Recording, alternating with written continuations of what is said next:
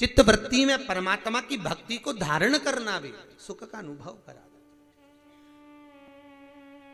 सुख का अनुभव। ये उसी तरह है जैसे तुलसी के गुणों पर आधारित। तुलसी के 3 गुण और रुद्राक्ष के 3 गुण अपने जीवन में उतारिएगा बहुत ध्यान से। तुलसी अपने गले में अपन क्यों धारण करते हैं, किस लिए पहनते हैं? रुद्राक्ष अपन क्यों पहनते हैं? उसका कारण, क्योंकि नारायण बिना तुलसी के भोजन को भी स्वीकार नहीं करते। करते हैं क्या? नहीं। जब भगवान बिना तुलसी के भोजन स्वीकार नहीं करते तो फिर आपके गले में अगर तुलसी की माला नहीं होगी तो नारायण आपको कैसे स्वीकार करेंगे? बिना तुलसी के, बिना रुद्राक्ष के।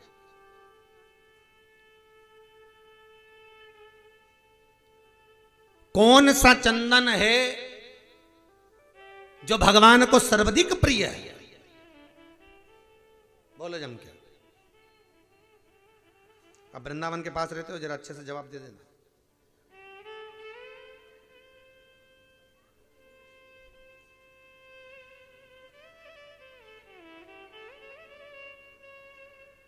बोलते जाओ जरा जल्दी जल्दी।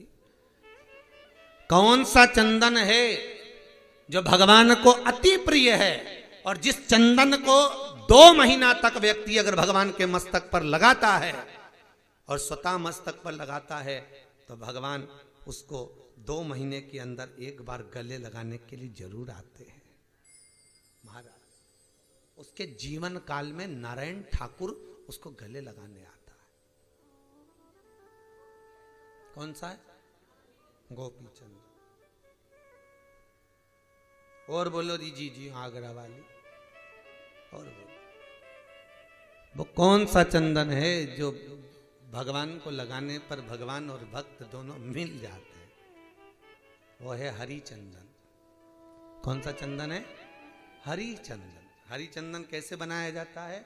जरा सी कुंकू या हल्दी पाट पर डालकर तुलसी की लकड़ी से घिस कर पानी डालकर, चंदन नहीं, काय की लकड़ी? तुलसी की लकड़ी को घिस कर चंदन तैयार करा जाता है, वो हरि चंदन कहलाता है। वही हरि चंदन भगवान को लगाएं, अपने मस्तक पर लगाएं, मेरा नारायण आकर गले लग जाता है। वो हरि चंदन है। सर्व चंदनों में श्रेष्ठता का भाव तुलसी के गुण तत्व को प्रकट कर देता। तुलसी के गुण तत्व हरि चंदन।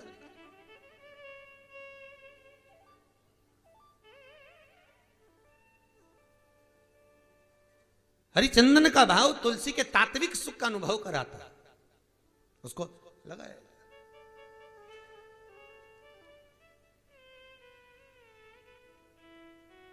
महाराज भगवान नारायण को लगाया गया वो हरिचंदन सुख का मूल स्थापित करता है। हम तो कहते हैं कार्तिक महीने में लगाना चाहिए। आपको भी मौका लगे आप घिसिए, लगाइए, भगवान को भी लगाओ, स्वतः भी लगाओ। कार्तिक में नहीं लगा सकते, अभी लगाओ, क्या जाता है उसमें? तुलसी। कई जगह बड़ा विचित्र काम होता है कि कोई मर जाता है तो तुलसी की लकड़ी उसके पीछे पीछे लेके जाते, शमशान में ले जाके तुलसी को सिर के पास रख के आग लगाते। निवेदन है तुलसी का सही उपयोग मरने के बाद नहीं है, तुलसी का सही उपयोग जीते जी है। जैसे आज के जमाने में लोग मरते हैं तो गीता जी का पाठ कराते, पहले लोग गरुड़ पुराण कराते, आजकल गीता कराते। कहाँ लिखा गीता करा? मरने के बाद गीता पढ़ने का विषय नहीं है, सोते हुए मन को जगाने के लिए गीता को पढ़ा जाता है, मरने के बाद नहीं। मृत्यु की सैया पे से नहीं उठाती गीता। हमारा दान, हमारा सत्कर्म, हमारा पुण्य जो हम करें वो लगना चाहिए। जैसे राजा कर्ण, जिसको लोग दानवीर कर्ण कहते, राजा कर्ण क्या दान करा था उसने जिंदगी में? सोना, सोना, स्वर्ण ही स्वर्ण। अंतिम समय प्राण छूट गए, भूमि पर पड़ा था, बाण उसको लगे हुए थे, मरने जा रहा है। मेरे भगवान द्वारका नाथ को दया आ गई, मरेगा तो ऊपर जाकर इसको खाने को सोना ही मिलेगा। कुछ ऐसा कर दूं कि ऊपर जाकर इसको अन्न मिल जाए। भगवान ने, द्वारकाधीश ने अर्जुन से कहा, अर्जुन वो हंडा देखना, उस हंडे में क्या रखा? हंडा मतलब घड़ा, उस घड़े में क्या जरा देख। अर्जुन गया युद्ध के क्षेत्र में, जहां पर राजा कर्ण अपनी अंतिम सांसें गिन रहा था, उसके सिर के पास में घड़ा पड़ा हुआ था।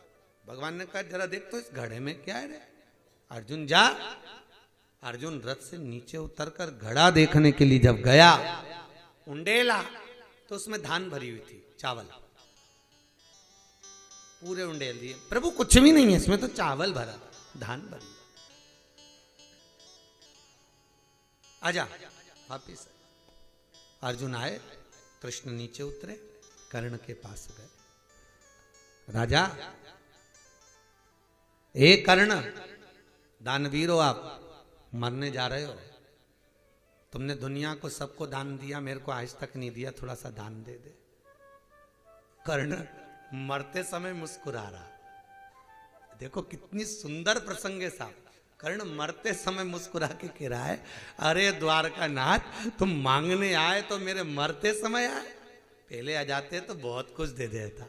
भगवान बोले, अगर तेरे पास देने के लिए कुछ भी नहीं हो तो तू पीछे पलट के देख, तेरी साइड में धान पड़ी है, इसको उठाकर मुझे दे दे, इतना ही दान बहुत है।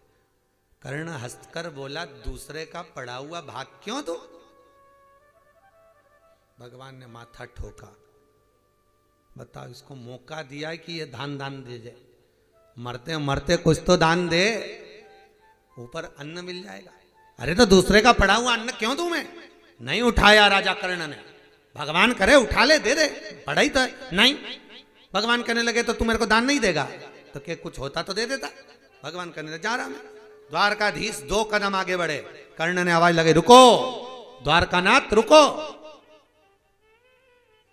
जरा रुको, क्या हुआ? मैं दान देना चाहता हूं। भगवान बोले, चलो कम से कम इसकी बुद्धि फिर गई, ला दे। भगवान ने अपना ऊपरना ला दे। कर्ण कहता है, इतना सारा थोड़ी ना है, वो तो मेरे ऊपर की एक दांत सोने का है, उसको तुम तोड़ लो। ऊपर का एक दांत सोने का, उसको तुम तोड़ लो। अरे भगवान का एक गजब का दानी हुआ रे। फिर सोना, सोना चाहिए नहीं मुझे, तो अन्न चाहिए, और तुम कह रहे हो कि ऊपर का एक दांत सोने का है, उसको तोड़ लो। भगवान बोले, अब मरने जा रही है, तेरा दांत तोड़ूंगा तो लोग क्या कहेंगे कि मरते हुए का भी भगवान ने सोने का दांत तोड़ के निकाल लिया। बता, दुनिया के लोग मुझे बदनाम करेंगे, मेरे को नहीं लेना, ऐसा दान चाहिए ही नहीं। तो कर्ण बोले, रुक जाओ मैं दे देता हूं। कर्ण ने हाथ बढ़ाया, भगवान को लगा ये चावल उठाएगा। हाथ बढ़ाया, चावल उठाने की जगह जो हंडी का मुंह नहीं होता, जब घड़ा फेंका था तो फूट गया था, तो हंडी का जो मुंह था उसको उठा के अपने दांत पर मार लिया। दांत पे मारा तो सोने का दांत निकाल के हाथ में रख लिया। भगवान को कि ये लो। भगवान के बताओ, रक्त में सना हुआ दांत हम लेंगे? सोने का दांत भले है वो, पर रक्त में सना हुआ है, हम नहीं ले सकते। हम नहीं ले सकेंगे इस सोने के दांत को, रक्त में सने हुए दांत को हम नहीं लेंगे। कर्ण कहने लगा, तो साफ कर देता हूं। हंडी का मुंह फेंका ऊपर, इंद्र के चरण में लगा, चरण ने जल वृष्टि करी, पानी गिरा, दांत साफ हो गया, द्वारकाधीश को दे दिया। द्वारकाधीश माथा मलते मलते चले, मौका दिया था अन्न के दान का, फिर भी कर दिया सोने का। सोने का चले, भगवान चले। कर्ण के प्राण छूटे, ऊपर गया, जाते सी भोजन मांगा। सोने की पूड़ी, सोने की कचौड़ी, सोने के रसगुल्ले, सोने की बालूशाही, सोने की खीर, सोने की बेड़ाई, सोने की कड़ी, सब। अब सोना ही सोना कैसे खाता कर्ण? सोना कैसे पाए कर्ण? नयन जल है, ये क्या है?